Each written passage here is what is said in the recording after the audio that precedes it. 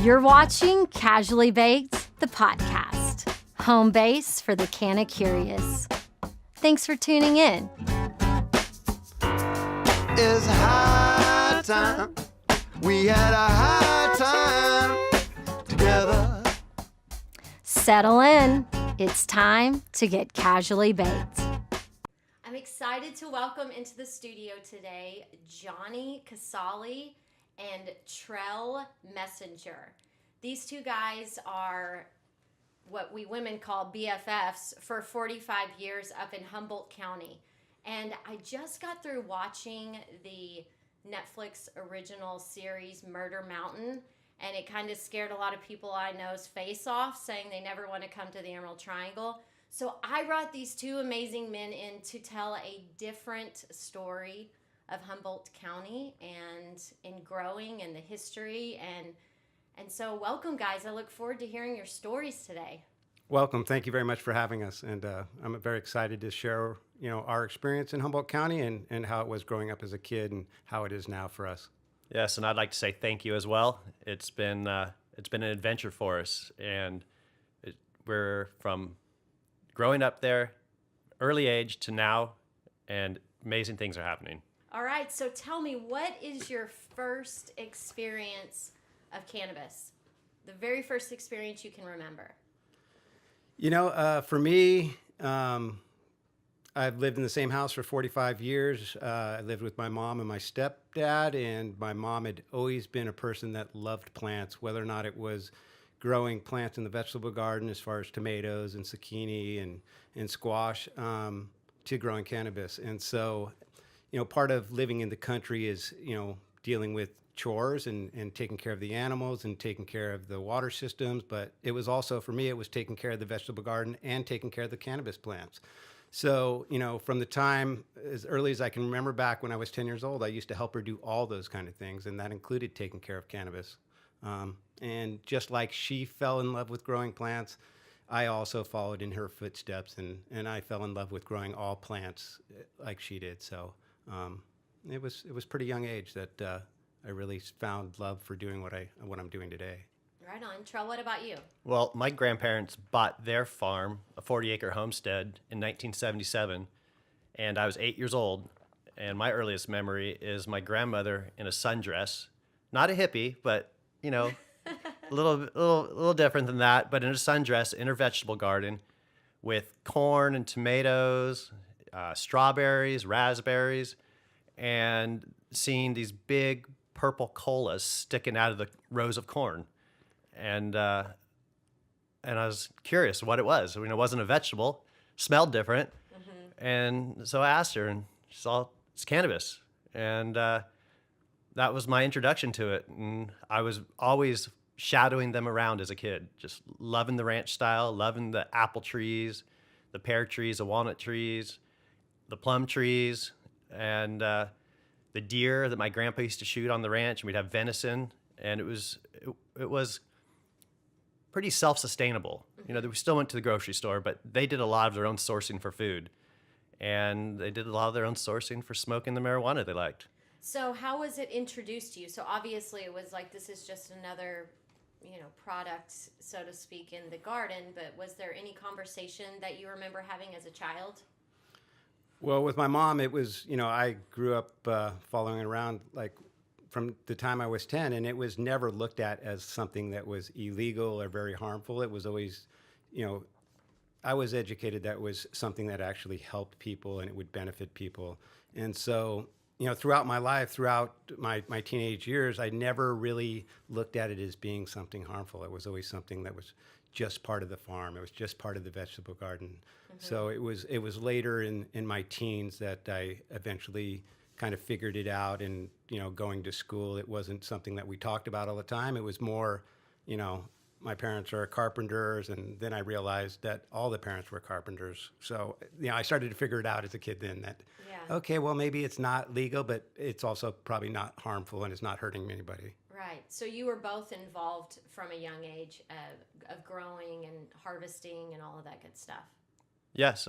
Like I said, 8 years old, I started in. And So kind of take me through. Tell me delicious story of cannabis farmers in Humboldt. Like, what happened with your lives? Like, how did it go down? Well, for me, after seeing the big purple cola sticking out of the cornfield and helping water, they realized that, hey, this kid might have something, Yeah. and I really Speaking of, do y'all need to smoke to loosen up? I normally do that, but I've had so many video issues today, I didn't even think about it.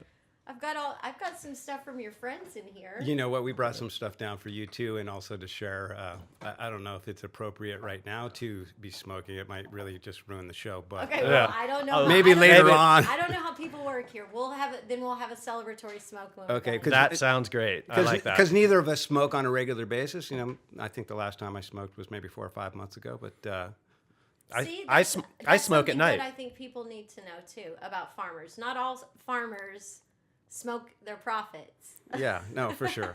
Well, I find it helpful to smoke at night. At the end of the day, you've had a hard day, long day. You want to relax a little bit. You know, I've got a strain that I really like that I grow myself, and Which one is your favorite sleepy strain? I like what we call superfruit. It's a strain that John and I came up with. It's got family genetics from his parents, my grandparents, and my parents' genetics that we combined years ago to make our own strain, and now we combine that with strains people recognize with now, like OG, Skittles, Yeah. cookies, and we've come up with our own proprietary strains that still have the old school Humboldt flavor, but yet with the new school strains people recognize with. Right on. That's fun. Yeah, so we're both kind of honoring our parents and our grandparents by kind of keeping the strain that they developed together. Both my mom and his mom developed this strain, and so, like you said, we're crossing it with the more popular strains, and in their honor, we're going to continue to grow it and market it and tell their story, which has become our story. And you know, it really resonates with the consumer, and I think it does matter a lot. The stories of Humboldt County and the Emerald Triangle matter a lot to the consumer, and eventually they're going to figure out what we're about and why we're so special. And part of the reason too, it's generational here. I mean, I'm third generation, Johnny's second generation, and to bring that into our practices and share it with people and let them know that, you know, we're not new at this. This is something we've done our whole lives and learned from our parents, got their knowledge.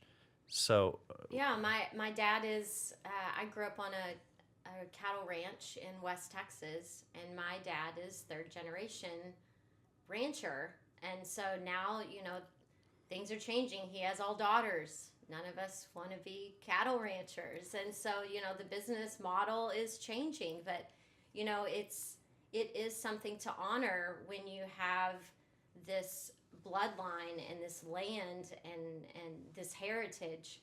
And so tell me what your story is, because the bits and pieces that I know are quite interesting. And with this big tractor cannabis, on the horizon, and me thinking about the day where people walk into a 7-Eleven or a Walmart and they get a pack of smokes that are cannabis cigarettes that nobody knows where the fuck their marijuana came from. They just get this thing, and it's like, I always want to bring it back to like real farmers, real stories, because that's what it's all about. Like, that's the juicy part of this industry, and the part that doesn't need to get lost in the boom of cannabis that's coming. And I think you make a really good point there, and that's really why Trell and I are here, and that's why it's so important for us to educate the public about what the Emerald Triangle is about, because I think we risk at this time of losing what we have taken 40 years to create, and losing all those stories. And everybody's out there right now yelling, "We got the best, we got the best," but the real value isn't just in the product itself. It's about those stories. It's about how this whole industry came to be. And if we don't open up, and if we don't share the stories and the way we grew up, then that is going to get lost. So that's really why we're here today, because we want to share those stories. And we're not saying we have the only stories, but we want the consumer, we want people to know some of the stories, and then they can pick and choose down the road here in a few years on, what's real and what's not real. And just to have an understanding of where their medicine comes from. It's no different than going to a farmer's market because you're buying produce from someone who lives within driving radius of your town center, versus, when I lived in Italy and I would be craving Mexican food and I would go to the market and you buy an avocado that's wrapped in cellophane that came from Peru that got picked probably 2 months before it was ready, and it just doesn't taste like anything. And so it was the consistency of guacamole when I was finished with it, but it didn't taste like a real avocado. And so I just have this vision of, cannabis slipping to that if we don't hang on to the heritage and let people share these stories. Well said. If I went to a market and saw your family's beef that said 3rd generation on it, that'll be the first one I grab. That means a lot to me. There's a lot of knowledge passed down through those generations, and that's hopefully what we can convey in our stories. Yeah. So if someone sees our product on the shelf that says 3rd generation, 2nd generation, Humboldt grown, organic, spring water fed, not well water that they're having to change the pH levels on, just simple things. And if we could educate the consumer about that, then, there could be a shift. Yeah, for sure. And Trell and I were both talking it on our way down here, is that, we're trying to figure out what makes us so special, because we never really had to identify what makes us so special, because it's always been taken for granted. So, for us, it's because we have smaller farms and we don't, have a whole bunch of employees or anything like that. We develop a relationship with each and every plant, and each and every plant needs something different. And so in touching every leaf and dealing with every plant ourselves, we're able to nurture that plant and give that plant what it specifically needs. And I think that's what really separates us from Big Ag. And Big Ag's not going to be able to do it. It's a liquid in a jug. You pour it here. Here's all the systems, and you stick it in a jar, and that's it. But we have a love for every plant. We take care of and nurture every single plant, and that's just the basic difference between Big Ag and us. Yeah. On my farm, I have a way of controlling how much water goes on each plant. And it's labor intensive, but some plants use more and some use less. And if you give the ones that use less more, you're going to have a sick plant. Right. So there's a lot of little nuances that are little, and a lot of people don't think about, that really, really matter. Yeah. No, it's true. I mean, hell, if we always try to normalize things for people who, don't really care about cannabis to the depth that the three of us do. But it's like, I think about my teacher friends. It's like, okay, do you want 15 people in your classroom, or do you want 100 kids in your classroom? There you go. Great way to put it. So tell me some of the craziness that you've seen throughout your lives of being in cannabis and kind of living through Prohibition, and the things that have happened and the changes that you've seen. Well, for my case, you want me to go first? Go for it. Well, for my case, it's pretty unique to Humboldt County, and it's, it's kind of why I'm here. It's why I'm, talking to the public, and it's why I'm just trying to share our stories, is because it's something that could have happened to anybody in the Emerald Triangle, and it happened to me, and that's okay, because it kind of made me who I am today. And I was telling you, I was following my mom around since I was 10 years old, growing cannabis, and I never looked at it as a bad thing. It was always something good. It was something always that helped people, and so I continued to do that through 15, 16, 17 years old, and eventually my parents were tired of living on the farm, and their true love was for being out on the ocean and commercial fishing. And they decided they were going to buy a commercial boat and sail around the world in commercial albacore fish, and that was where their true love was. And for me, I ended up staying back on the farm and taking care of the plants and taking care of the roads and the roof and the house and all those things. And making a long story short, one year in 1992, I ended up getting in trouble for growing cannabis. And back then, everybody was growing cannabis. So I really didn't think there was any way for growing cannabis and getting busted for the first time that you could go to jail. I was naive, or call it whatever you want. But, at that time, I didn't know there was a difference between state and federal laws. And, the feds didn't have a huge presence up there, but they were at that time trying to push back on cannabis growing because it was just really out of control. And unfortunately, my real good friend and I, like I said, we got in trouble, and it ended up being charged federally. And long story short, we ended up getting sentenced according to the mandatory minimums, and we ended up getting 10 years in jail for growing for growing a plant that I never thought could hurt anybody. And we went to court for 4 years and fought it, and got ended up getting 10 years and did 8 years in jail and had 5 years probation. So it was really 17 years out of my life that I gave for this plant, and to find myself now as a permitted farm in Humboldt County, and I have my state temporary license, is just really an amazing feeling. And being able to work with a legal distributorship of a Flocana, it's just been amazing. And one of the most amazing things, and I hate to leave this out of the story because it's really the most important part in my life and really about our community, is that, being gone for that long, it's easy to forget about people. It's easy to let those, that's a long time to be away. And I feel very fortunate to have had a bond with this community like I did, because they had never left my side. And the day I got out of jail, there was 40 to 50 people there at my house, and they really helped me get my life back in order, and I really needed them at that time then. And now that I've kind of been the leader in kind of forging forward in this new permitting process, I refuse to leave their side, and I always want to be there for them just like they were there for me. Thank you for sharing Let your me story. elaborate on that a Yes, little bit, please. please do. When he was down here in San Francisco, ready to get sentenced, a lot of us kids, And never. how old were you at the time? I was 22 years old. So we were still, we were young, Yes, and you're we're kids. we're country kids. We all drove down, packed the courthouse. There was not a single seat left in the courthouse. We had the presence of Humboldt there. The judge was almost crying, trying to sentence these two young boys to the terms she did. It was so rough. I'm getting emotional in the room here. It was rough. The judge said, "I am so sorry to do this to you boys.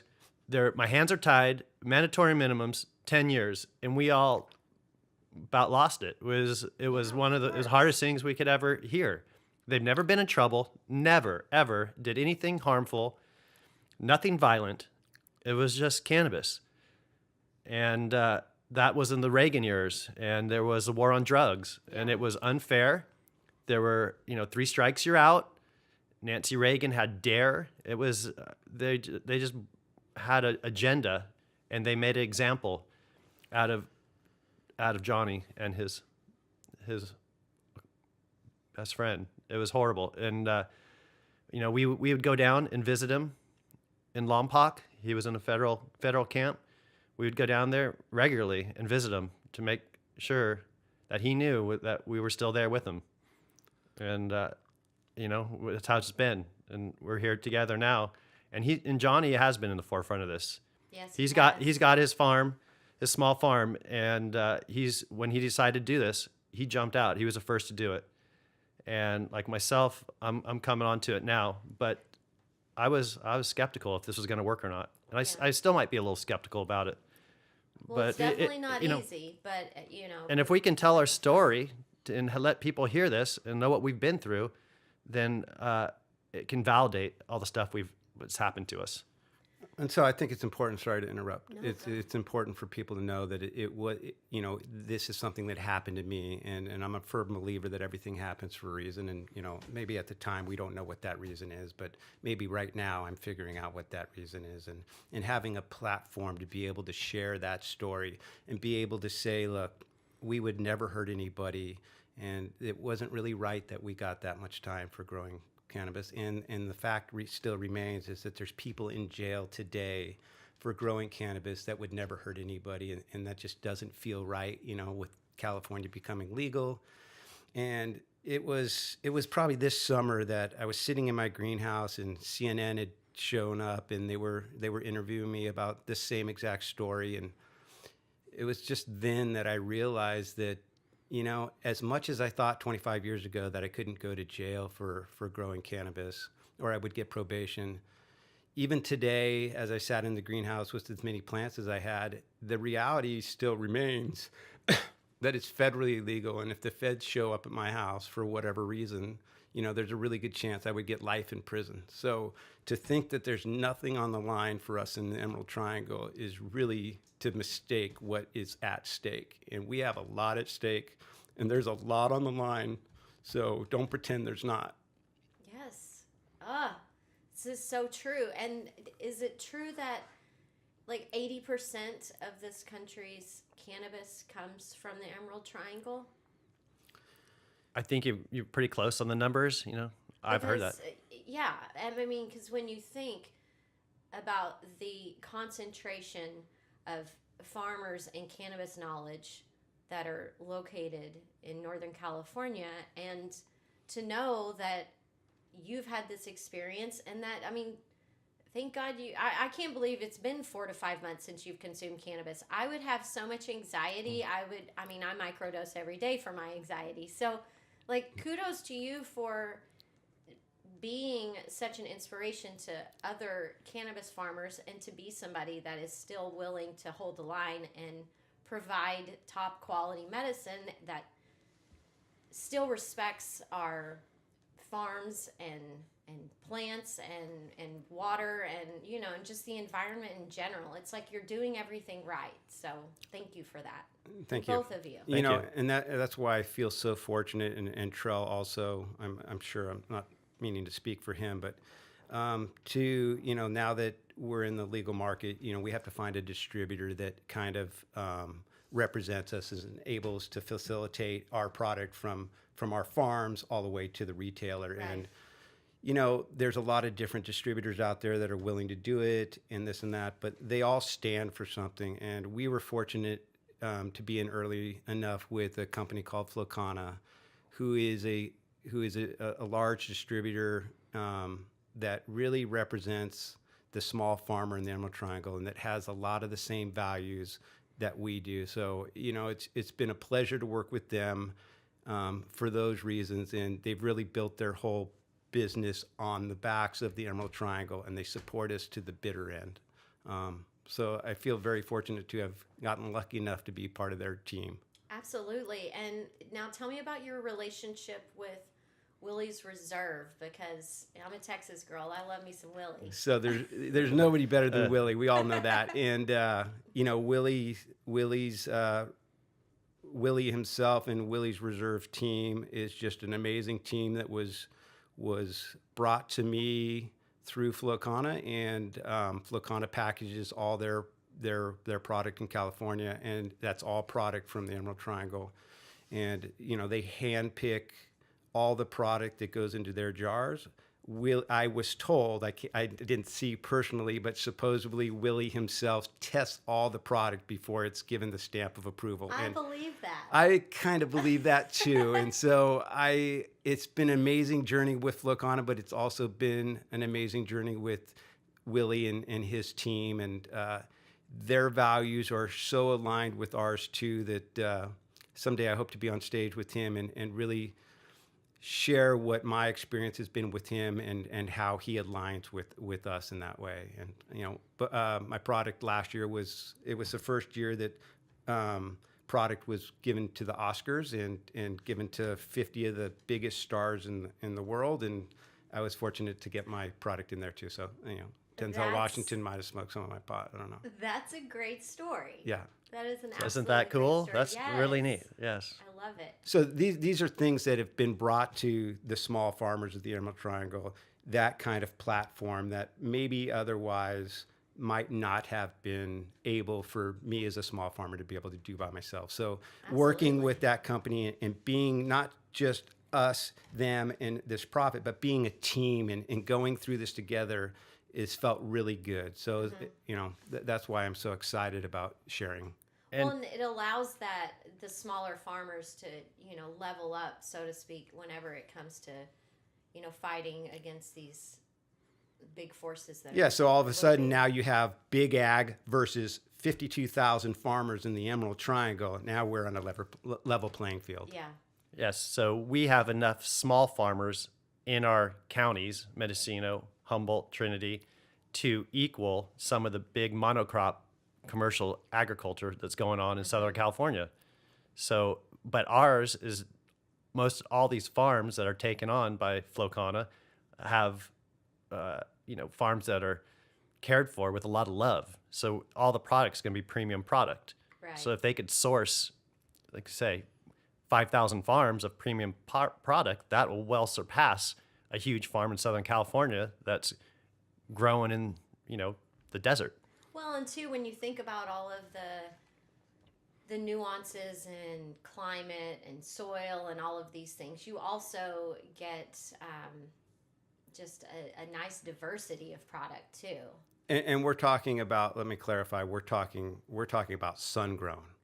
This is strictly Right, sun-grown yeah, product, yeah, so Yeah. the so- idea of, the indoor versus the sun-grown is, I think, going to clear itself up. But sun-grown is going to end up on the top because, all of our vegetables we buy aren't from indoor cultivation. So, Right. there's a reason for that. So sun-grown will soon be at the top of everybody's preferred thing to smoke, I'm sure.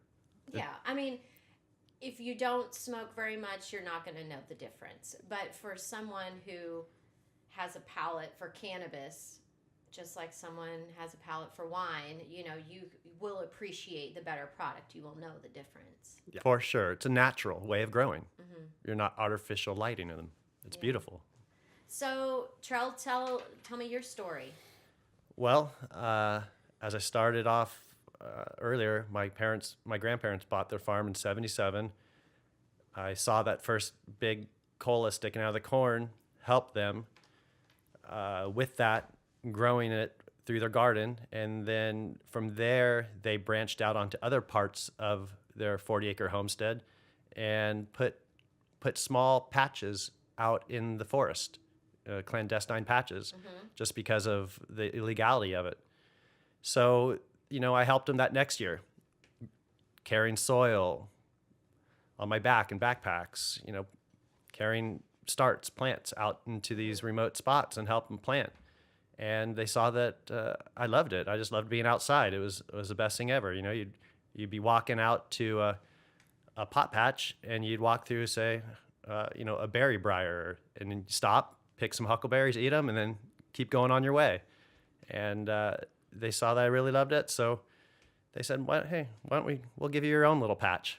So at 10, they made a little spot, hauled out in the trees. I helped, and they gave me 3 plants.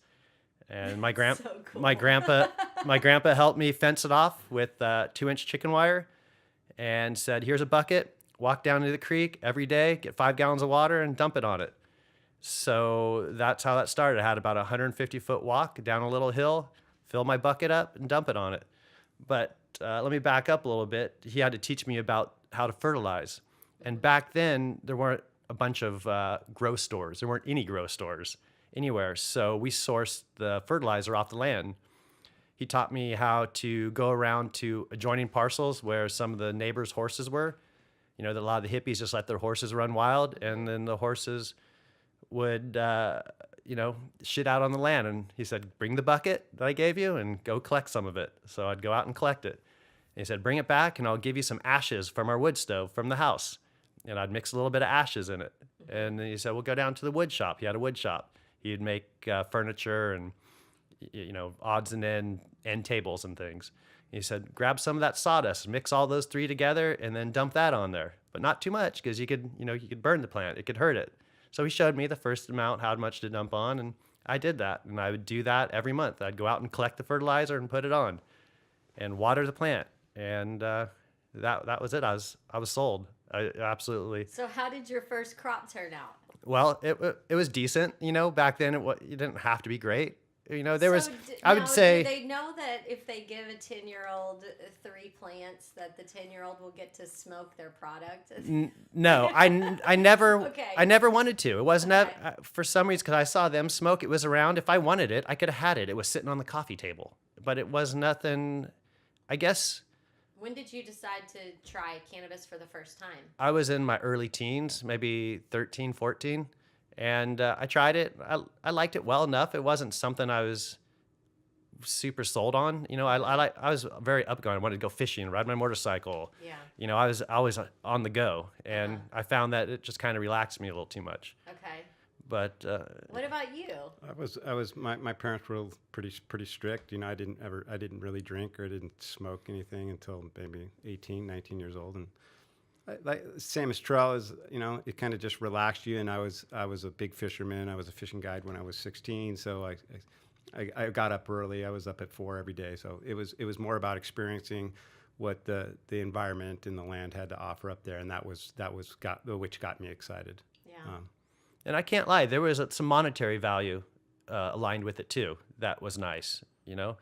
We could grow a few plants, and for me, in my younger years, I was an avid dirt bike rider. Loved it. That's all I wanted to do was race and become a professional racer. Mm-hmm. So that allowed me to just grow enough 3 plants to make enough money to buy a new motorcycle every year, and that was super important to me. So did your parents pay you, or did they make you go through the whole process? No, they helped me harvest. Okay. And then school was in, and I was too young to really, manicure well or Yeah. anything. So, parents helped me with that Okay. part of it. And then, after it was all done, bagged it up and then sold it. I didn't sell it. They helped me with that in the Yeah. beginning.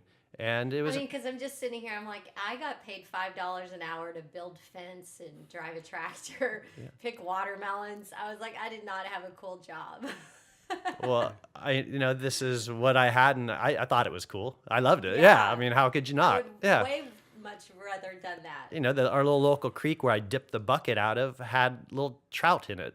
So I had a fishing pole, and I'd go down there and fish for little trout too. I mean, it was ideal. And there was, riding the motorcycles around with my friends. It was the best time ever. It was in the summer months of Humboldt County. It was warm, clear, spring green grass, and it would start to dry up and turn brown as the summer turned on. And hot weather. It was beautiful there. I'm glad that I finally made a road trip there. I mean, it's amazing.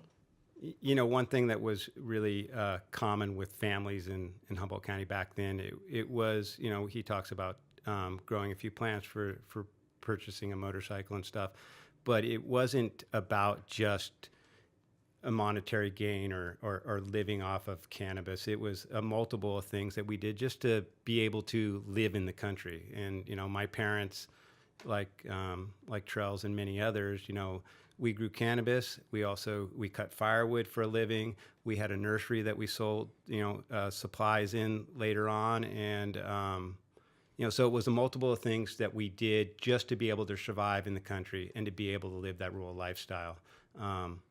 So really it wasn't just about growing cannabis for the money. It was just for that kind of lifestyle and to be able to stay there. Yeah. Yeah, that's how we were able to live there. There were, like, my grandpa had a wood shop, that he could make wood products from. He was partially retired. He retired early, but they would smoke in the evening time, and it was just, instead of drinking a bunch of alcohol at night, like maybe some families experience, they would smoke the cannabis and relax and enjoy and giggle sometimes and tell good stories without having a kind of a drunken cloud in your head. So tell me, Johnny goes to jail. Where do you go? Do you go to college, or do you stay home and just start farming? Well, I kept farming. Yeah, you can't take that out of a farmer, Yeah. I really really buckled down and became better at it. Which meaning What are you trying to say? I was shitty at it or what? no. you were unlucky. You were unlucky. Yeah. That was a horrible situation. Actually, the way that I ended up getting in trouble, there was an elderly man down our road, and he was friends with some enforcement agencies, and he turned me in. And one of the scariest times while I got busted was when I woke up in the morning. I came out my front door. It was 6 a.m, and there was 30 federal agents there, and they had their guns to my head, and it was just so foreign to me that this was happening. And I never was at one time handcuffed. They came to my house, they searched my house, and at the end of the day, they left my house and they gave me a little yellow ticket, which was like a speeding ticket. And to receive 10 years in jail and just to have received a speeding ticket and all this come about was just still doesn't make that much sense to me. But like I said, I don't like to dwell on it being negative, because I believe there's positive in everything. And so we're going to turn this into something positive, and we're going to get some of those people that are spending time in jail for this, and we're going to get them out, and we're going to help our community, and we're going to tell the world that the Emerald Triangle is special for all these reasons. So tell me, what can people do that want to learn more about how to help people and how to, because there are people rotting in jail cells right now for cannabis, while I get to do a podcast and tell stories about it. So, are there some organizations that you appreciate that are doing good things for people to help get their records expunged? Like how can we get involved? Well, when I was in jail, there was a company that really helped bring attention to the things that were happening to nonviolent offenders, and that at that time it was called Families Against Mandatory Minimums. And I'm sure most of those families had family members that were in jail, and they really were proactive in bringing attention to the crime that it was to have them in jail. And I'm sure they're still operating today. I've kind of lost touch with that, and maybe that's not right of me to abandon that, but I have so much energy and time, and I've kind of focused on trying to help the community that kind of was there for me. So well, sure. And and you lived that part of your life, and now you're putting that behind you, and you're focusing your energy on inspiring a movement. So you don't have to feel bad about anything. You've completely taken care of your part of things. I promise. Okay. Well, on a different note, I'm sitting here thinking, why is the Emerald Triangle special, and why is there all this hoopla about the Emerald Triangle? And the one thing that comes to mind right off the bat that most people don't know is when they were eradicating marijuana, there was like always 3 to 4 to 5 different agencies and helicopters that would always do aerial surveillance and come down with baskets and nets and drop men in to eradicate the pot. And so how it always worked was they would start in Southern California and kind of work their way up the coast and, the Santa Cruz Mountains. Then they would end up in Mendocino, and then Trinity County, and then Northern Humboldt County. But at the end of the year, they always ended up in Southern Humboldt County. And really where this whole industry was created and started, I believe, was in Southern Humboldt, because at the end of the year, when they had to exhaust the last funds that they had, there was always 5 helicopters in the air eradicating throughout Southern Humboldt County. And there wasn't a day that we didn't see a helicopter or run from a helicopter. And one of the traditional things that we all did as family, especially in the 80s, was you were never home at 6 a.m. And town, Garberville and Redway, were always filled with people eating breakfast or congregating in those towns, because you never wanted to be there when they showed up. So it was funny to be there in town that early and see all these people. And then once you found out where they were, operating, then you could go home, and hopefully it wasn't there at your place. And Wow. So, Southern Humboldt in particular, the Emerald Triangle is super special. All the farmers in all those counties.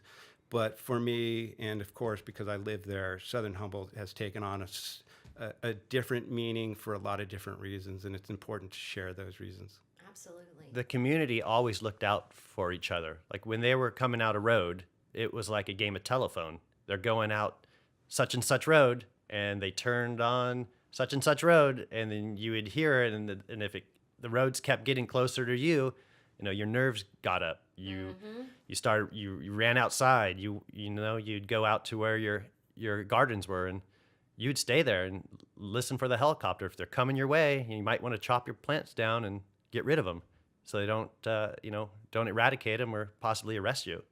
So it was a game of cat and mouse constantly, from the middle of summer till the harvest. Middle of September. It was nothing but I don't have the heart for that game. being out there, making sure that you could do the best you can do. You'd camouflage your plants. You would cut branches down, stick them in front of them, do whatever you could so the helicopters couldn't see. Yeah, that's crazy. So you have given me a tank top and a T-shirt, and it's got the helicopter on the back with the no symbol, however, and The no helicopter symbol. no helicopter symbol. Yes. So I will walk down the streets here in downtown Oakland, and people will stop me sometimes and ask me what that's about, what it means. So The last good time storytelling. the last time I went into Costco, I had 6 different people, especially early on in the permitting process. They stopped me and they wanted to tell stories, and that is one symbol that I've trademarked, because that is something that the Emerald Triangle, people in the Emerald Triangle can all relate to, and it's only them that have experienced that really know that symbol, and it's special to me, and it's special to a lot of people because of that, because we all went through that, and it's still to this day, even when we're in the cities and stuff and we hear a helicopter. If you're from Southern Humboldt or if you're from the Emerald Triangle, you're looking for the helicopter. It's just Right. it's PTSD. ingrained PTSD, and it's ingrained in us. And I don't know if it'll ever go away, but it's part of the story. That's very true. Everyone we know at our age and older, when we hear that helicopter, we'll walk outside our door and look up and see if it's got something swinging from the bottom of it, a rope with a basket. There was many days that you heard that helicopter, and you would look up, and maybe 200 or 300 feet in the air, there would be 4 guys hanging out of a Black Hawk helicopter with AR-15s looking right down on you. And it's a scary feeling. What do you do? Like, this is a plant. Come on, man. Yeah. It's ridiculous. It got to so intense at one point that the National Guard came in on a little part of our community in Humboldt County. And that's the National Guard work for the people. So the National Guard got employed to go eradicate cannabis. Oh my God. It was bad. It was protests where there's people out there trying to protest that.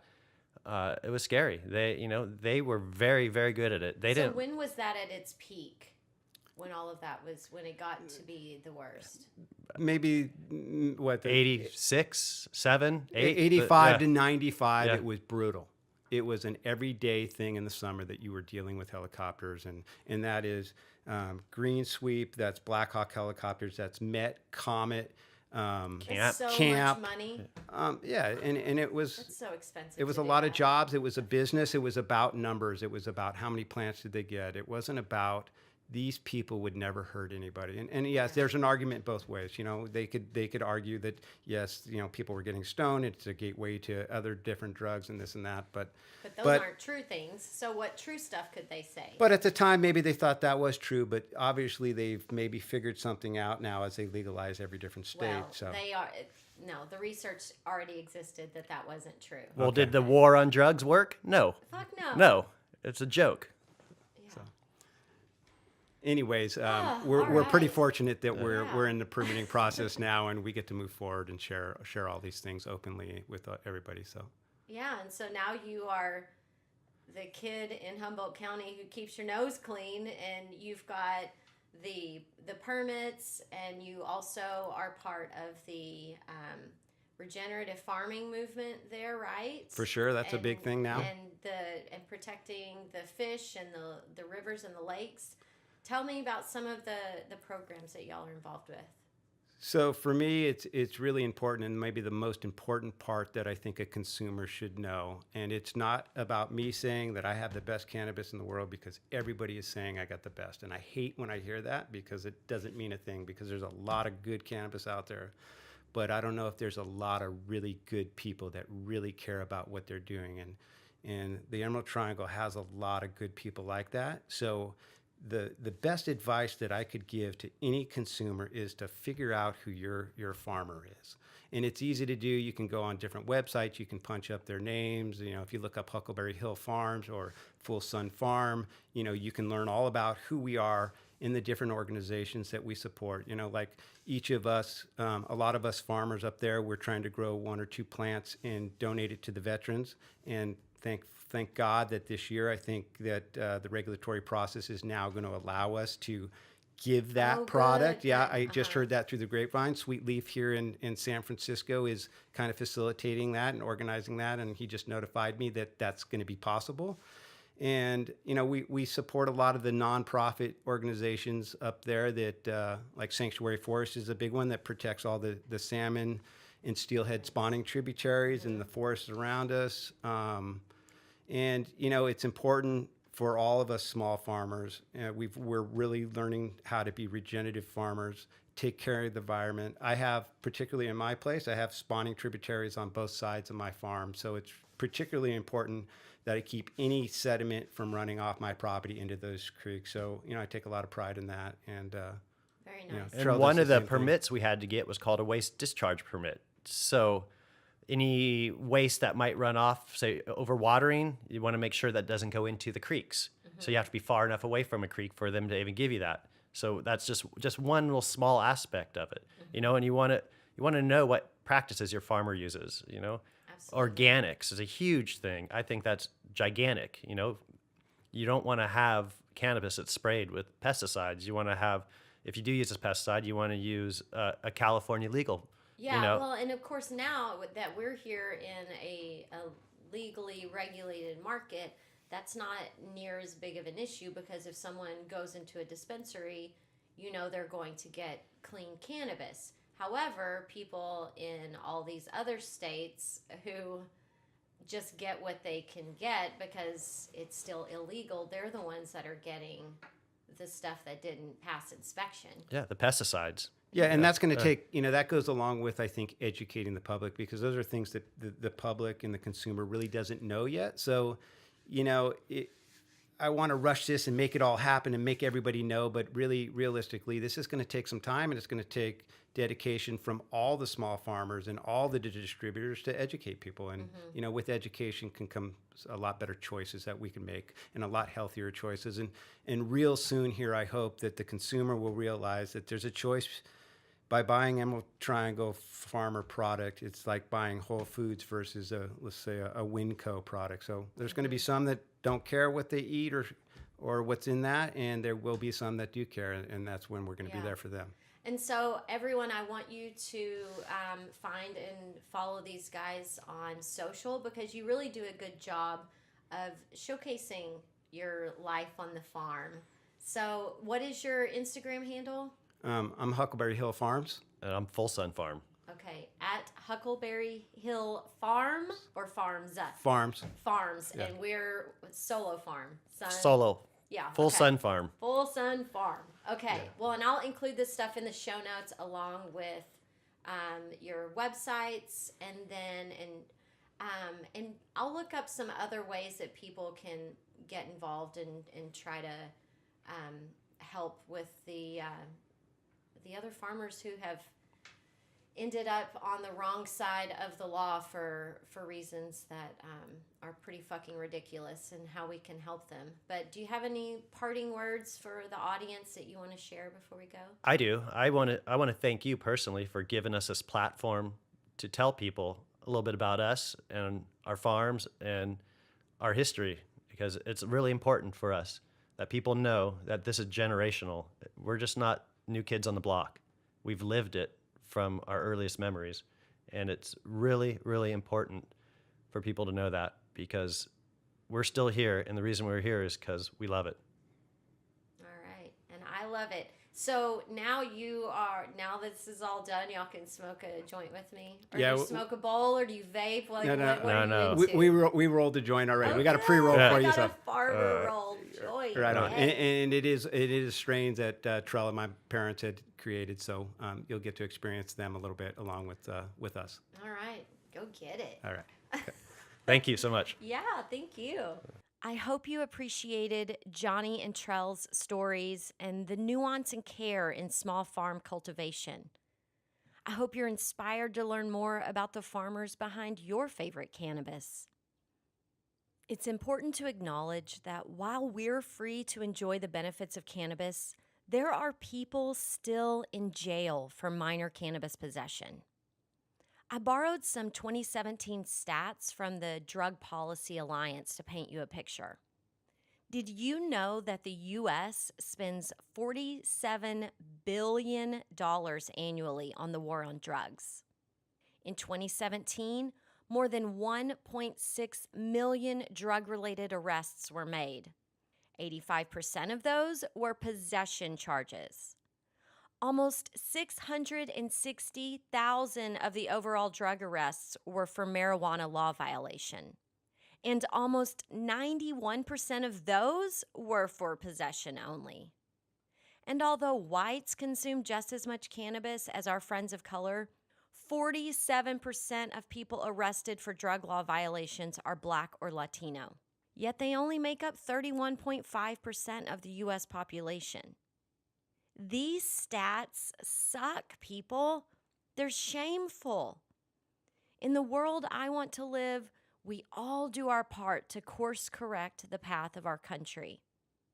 If currently illegal drugs were legalized and taxed at rates comparable to those on alcohol and tobacco, this country would generate $58 billion in tax revenue. What? Yeah. Put that in your pipe and smoke it. If you're grateful to have legal access to cannabis, I encourage you to find a way to pay it forward. If you're not sure where to start, I'll include some suggestions for you in the Potcast 73 show notes at casuallybaked.com. Help spread that farm to bowl connection by sharing this podcast with a friend. And of course, submit your Canna Curious question at casuallybaked.com. Or if you're a social butterfly, you can DM me at casuallybaked.